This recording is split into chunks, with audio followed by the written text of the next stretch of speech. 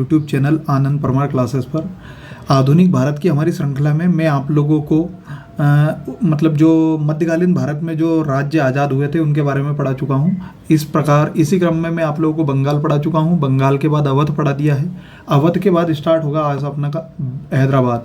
अब हैदराबाद के साथ 3-4 राज्य पढ़ेंगे अपन। हैदराबाद है, केरल है, उसके बाद जाट है, ये सारे खत्म हो जाएंगे ना। और इसके बाद अपना स्टार्ट होगा सिख धर्म। ठीक, चले। तो अगर इसके पहले के अगर आप लोगों ने वीडियो नहीं देखे हैं तो आप लोग आधुनिक भारत की प्लेलिस्ट में जाकर वीडियो देख लीजिएगा। ठीक है, चलिए। वीडियो अच्छा लगे तो चैनल को सब्सक्राइब कीजिए और वीडियो को लाइक कीजिए। चलिए, हैदराबाद राज्य स्टार्ट करते हैं। तो हैदराबाद राज्य की जो स्थापना करी थी वो 1724 में निजामुल मुल्क या चिंगलिज खां ने करी थी। ठीक, चिंगलिज खां को निजामुल मुल्क की उपाधि दी गई थी तथा उसे दक्कन का सूबेदार बनाया गया। तो इसका वास्तविक नाम तो था चिंगलिज खां, पर इसको निजामुल मुल्की की उपाधि दी गई। और बाद में इसी के वंशज क्या कहलाने लगे, निजाम कहलाने लगे। जब मैं आपको अपना भारत देश आज़ाद होगा तो उसमें सरदार वल्लभ भाई पटेल जो है हैदराबाद के निजाम से जो हैदराबाद को जो है मतलब भारत देश में मिलाएंगे। ठीक है, तो वही निजाम यही रहेंगे, इसके वंशज रहेंगे। तथा इसे दक्कन का सूबेदार बनाया गया। उसने स्वयं को स्वतंत्र शासक घोषित नहीं किया, लेकिन दक्कन पर उसने एक स्वतंत्र शासक की तरह शासन किया। उसने आसफ शाही वंश की नींव डाली तथा इसके उत्तराधिकारी जो है वो हैदराबाद के क्या कहलाए, निजाम कहलाए। ठीक है, चलिए। अब जब भारत देश आज़ाद होगा तो उसमें आप लोगों को ऑपरेशन पोलो पढ़ाऊंगा मैं हैदराबाद के निज़ाम के खिलाफ। तो ये आप लोगों को ये ध्यान रखना है कि निज़ाम अगर आए तो आप लोगों को समझ जाना है कि हाँ सर ने पढ़ा चुके हैं कि हैदराबाद के लोग जो है वो निज़ाम कहलाते हैं। ठीक, चलिए आगे। मुगल सम्राट मोहम्मद शाह रंगीला ने चिंगलिज खां को और मतलब जो मुगल सम्राट मोहम्मद शाह रंगीला ने क्या करा कि दक्कन के मतलब इसने चिंगलिज खां ने और मुगल सम्राट मोहम्मद शाह रंगीला ने इन्होंने दक्कन के मुगल गवर्नर मुबारिज खां को पराजित किया। ठीक है, मतलब हुआ क्या था कि मोहम्मद शाह रंगीला जो है इसने क्या हुआ, इसने दक्कन के मुगल गवर्नर मुबारिज खां को भेजा था किसको मारने के लिए, चिंगलिज खां को। परंतु चिंगलिज खां ने खुद इस मुबारिज खां को हरा दिया था। ठीक है, 1748 ईस्वी में यह पहला ऐसा राज्य था जिसने वेलेजली की सहायक संधि के अंतर्गत आश्रित सेना रखना स्वीकार किया। ठीक है, चल आगे बात करते हैं। अब कर्नाटक युद्ध इसको छोड़ दो, मैं आप लोगों को तीनों कर्नाटक युद्ध पहले पढ़ा चुका हूँ। तो ये था पूरा आप लोगों का हैदराबाद। ठीक है, आई होप आप लोगों को समझ में अच्छे से आया होगा। ठीक है, तो अब आप लोग ये एक काम करो कि जो आप लोगों को कर्नाटक युद्ध लिखे हुए हैं ये तीनों कर्नाटक युद्ध में पहले पढ़ा चुका हूँ, यहाँ पढ़ने की ज़रूरत नहीं है। अगर आप लोगों ने नहीं पढ़े हैं तो वीडियो आप लोगों को प्ले लिस्ट में मिल जाएंगे। ठीक है, चलो अब बात करते हैं अपन केरल की। केरल के पीछे कहानी क्या है, तो इस केरल की राजधानी क्या थी, त्रावणकोर।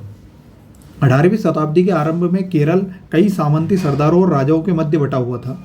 केरल के 4 महत्वपूर्ण राज्य थे। कौन कौन से, तो एक तो कोचीन था, एक जामोरिन के अधीन कालीकट था। जब मैं आप लोगों को बताया वास्को डिगामा पुर्तगाली व्यापारी में पढ़ाया मैंने आपको कि वास्को डिगामा जो है वो कालीकट के जामोरिन राजा के यहाँ आया थे, इसने स्वागत किया था, इसे पढ़ा चुका हूँ। एक त्रावणकोर और एक चिरकाल, तो ये 4 राज्य थे केरल में।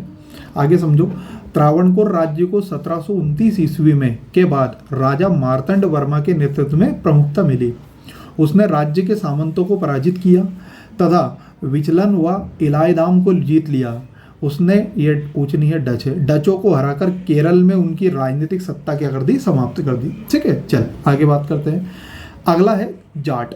अब ज़्यादा इंपॉर्टेंट नहीं है ये आप लोगों का केरल वगैरह। आप लोग एक तो हैदराबाद याद रखना, बस किया ध्यान रखना कि हैदराबाद में एक स्वतंत्र राज्य की स्थापना करने वाला व्यक्ति कौन है, चिंगलिज खां या निजामुल मुल्क, जिसको निजामुल मुल्की की उपाधि दी गई थी और इसके उत्तराधिकारी क्या कहलाए, निजाम कहलाए। और भैया मोहम्मद शाह रंगीला ने मुबारिज खां को बोला था कि इसको जाओ पराजित करो, परंतु भैया इस चिंगलिज खां ने दक्कन के मुगल गवर्नर मुबारिज खां को ही पराजित कर दिया था। ठीक है, केरल छोड़ दो, ज़्यादा इंपॉर्टेंट नहीं है। आप लोग अब जाट याद रखो, जाट थोड़ा सा इंपॉर्टेंट है। जाट जो है वो खेतीहारों की एक जात थी, खेती करते थे ये, जो दिल्ली, आगरा और मथुरा के आसपास के क्षेत्रों में रहते थे। और मथुरा के आसपास जाट किसानों ने 1669 ईस्वी में और फिर 1688 ईस्वी में अपने जाट जमींदारों के नेतृत्व में विद्रोह किया। क्लियर है इतनी बातें। औरंगजेब की मृत्यु के बाद जाटों ने दिल्ली के चारों ओर अशांति का माहौल पैदा कर दिया। मतलब ये लूटपाट करते थे कुल मिला के। औरंगजेब को तो बहुत ज़्यादा परेशान किया था इन्होंने। और जाट विद्रोह जमींदारों के नेतृत्व में एक मूलतः कृषक विद्रोह था। ये कौन सा था? एक कृषक विद्रोह है, कृषक, ठीक है, कृषक विद्रोह था। तो जाट विद्रोह जो है जमींदारों के नेतृत्व में एक कृषक विद्रोह था। जाटों ने गरीब हो या अमीर, धनी हो, जागीरदार हो, किसान हो, हिंदू हो, मुसलमान हो, सबको लूटा भैया बराबर तरीके से, ठीक है। समानता का अधिकार करा इन्हें आर्टिकल 44 के तहत। आगे बात करते हैं। अब कुछ जाट अधिकारी या जाट राजा हुए, वो कौन कौन से हुए उनके बारे में बात कर लेते हैं। देखो कौन कौन से हुए, ठीक। सबसे पहला है चूड़ामन जाट। इनका शासनकाल है 1690 से 1721। चूड़ामन ने 1700 ईस्वी में भरतपुर राज्य की नींव डाली। उसने थीन नामक स्थान पर एक सुदृढ़ दुर्ग बनाया तथा मुगलों की शक्ति को चुनौती दी। तो कभी पूछे आपसे किस जाट सरदार ने भरतपुर राज्य की नींव डाली, तो वो है चूड़ामन जाट, ठीक। चल, अगला बदन सिंह है। बदन सिंह ने अपनी शक्तिशाली सेना बनाई तथा डींग, कुंबेर, वेद और भरतपुर राज्य में 4 दुर्ग बनाए। अहमद शाह अब्दाली ने बदन सिंह को राजा की उपाधि दी और जिसमें महेंद्र शब्द जोड़ा गया, ठीक है। तो भैया बदन सिंह को काय की उपाधि दी गई, तो राजा की उपाधि दी गई किसने? अहमद शाह अब्दाली ने, और इसमें महेंद्र शब्द जोड़ा गया, ठीक है। चल आगे बात करते हैं। अगला है सूरजमल जाट। तो बदन सिंह के बाद जाटों का नेतृत्व सूरजमल ने किया। जाट सत्ता सूरजमल के नेतृत्व में अपनी उच्चतम गरिमा पर पहुंची। मतलब भैया इनका सबसे ज़्यादा विस्तार जो है वो सूरजमल जाट के मतलब नेतृत्व में हो, ठीक है। चल अगला, सूरजमल ने 1756 ईस्वी से 1763 तक शासन किया।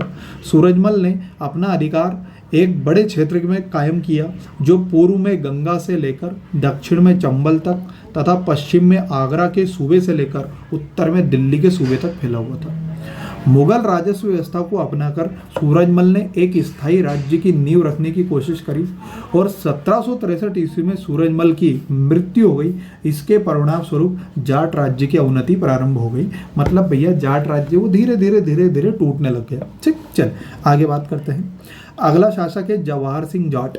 इसका शासनकाल है 1764 से 1768। इसकी मृत्यु के बाद क्रमशः रतन सिंह, केसरी सिंह, रणजीत सिंह और रणधीर सिंह शासक हुए और 1805 ईस्वी में रणधीर सिंह ने अंग्रेजों की अधीनता स्वीकार कर ली, ठीक है। तो ये था आप लोगों का जाट।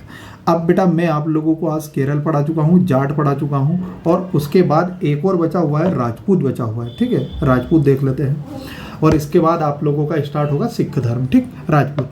औरंगजेब की मृत्यु के बाद राजपूत शासकों ने मुगल साम्राज्य के बंधन से अपने आप को मुक्त करने का क्या किया? प्रयास किया, और इसमें जोधपुर और आमेर के शासकों को क्रमशः गुजरात और मालवा का सूबेदार बनाया गया। ये मैं आप लोगों को पढ़ा चुका हूँ पहले कि जयसिंह है ना, ये सब कि भैया सवाई जयसिंह वगैरह ये सारी चीज़ें मैं आप लोगों को मुगल वंश में पढ़ा चुका हूँ, परंतु जयसिंह एक बार और पढ़ लो आप लोग। इस काल में सबसे श्रेष्ठ राजपूत शासक आमेर का सवाई जयसिंह हुआ। इनका शासनकाल 1500 मतलब ये पूरे शासन लोगों ने किए हैं 1599 से 1743। सवाई जयसिंह की सबसे बड़ी विशेषता यह थी कि वह महान खगोल शास्त्री था और उसने खगोल शास्त्र के लिए भैया एक तो दिल्ली में इस जयसिंह ने क्या किया, तो एक तो दिल्ली में, एक जयपुर, एक वाराणसी, एक उज्जैन और एक मथुरा, इनमें वेधशालाएं स्थापित करी, ठीक। सवाई जयसिंह ने 1722 ईस्वी में जयपुर शहर की स्थापना करी। तो कभी आपसे पूछे कि जयपुर शहर की स्थापना किसने करी, तो सवाई जयसिंह ने, ठीक। चलो, ये आमेर के राजा जयसिंह को अपने शासनकाल में 2 अश्वमेध यज्ञ कराने का श्रेय दिया जाता है। क्लियर है इतनी बातें? तो ये था आप लोगों का राजपूत, ठीक। तो आज आप लोगों को मैं क्या पढ़ाया, तो आज आप लोगों को बेटा एक तो राजपूत पढ़ाया है, एक मैंने आप लोगों को केरल पढ़ाया है, एक मैंने आप लोगों को जाट पढ़ाया है और एक मैंने आप लोगों को हैदराबाद पढ़ाया है, ठीक है। तो इतनी चीज़ें मैं आप लोगों को पढ़ाया है, ज़्यादा क्वेश्चन नहीं आते इनसे। अब अगला जो टॉपिक स्टार्ट होगा वो अगला रहेगा अपना सिख धर्म का, ठीक। तो ये सिख धर्म हो जाएगा, सिख धर्म के बाद हो जाएगा अपना मराठा राज्य। क्लियर है इतनी बातें? एक और बचा हुआ है और एक बचेगा आप लोगों का उसमें आंग्ल मैसूर युद्ध, और आंग्ल मैसूर युद्ध होने के बाद आप लोगों का ब्रिटिश जो है अर्थव्यवस्था स्टार्ट हो जाएगी और 1857 की क्रांति हो जाएगी, ठीक है। तो सारे के सारे वीडियो आप लोगों को लेक्चर जो है ये स्टेप बाय स्टेप मिलते रहेंगे।